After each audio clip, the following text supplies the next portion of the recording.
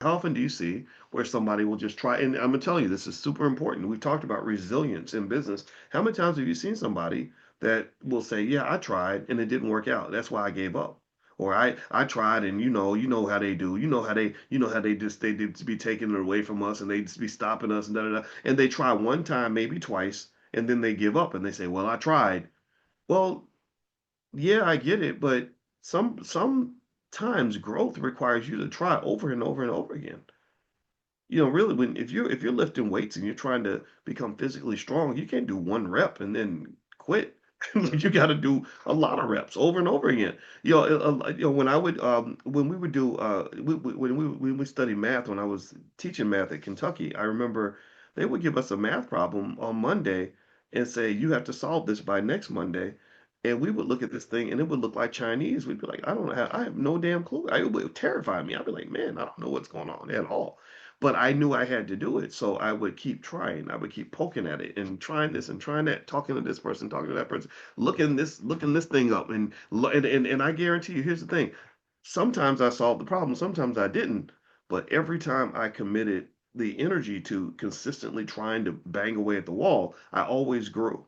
I always got smarter than I was before, and that's the purpose. See, that's the win. And I want you to understand this as you're trying to accomplish things and overcome things and grow and develop is that the win is not what you think it is. The win is not the success. The win is the growth you experience during the process. In fact, they do this in movies a lot. They'll have a character in the beginning that has one goal, like I want to be a millionaire, or I want to be a lawyer, or I want to get out of jail, right? Or whatever it is, right? And they'll spend the whole movie trying to go through the hero's journey of accomplishing the goal. And then when they get to the end, they might get their goal, but because they've evolved so much throughout the story, through the journey, they don't even want it anymore.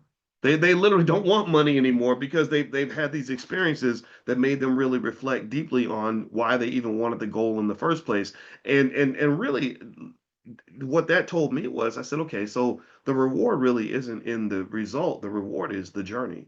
The reward is the journey. The journey is where you grow. The journey is where you evolve. The journey is where you become the smarter, more capable, more accomplished person. So when you give up early, when you let people drop you in a victim box and tell you don't even try because it ain't gonna work because white folks ain't gonna let you do it, then you're missing out on the growth. And a lot of you see people that are out here that haven't grown. You see 45-year-old men acting like 20-year-olds. You see women, same thing. They haven't evolved out of their childhood trauma, right?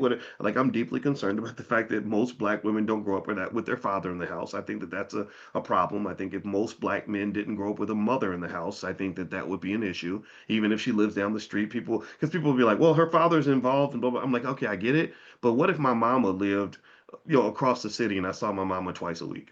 That's not the same. My mama was in the house every morning, waking me up for school, yelling at me when I didn't do right, just on me every day, you know,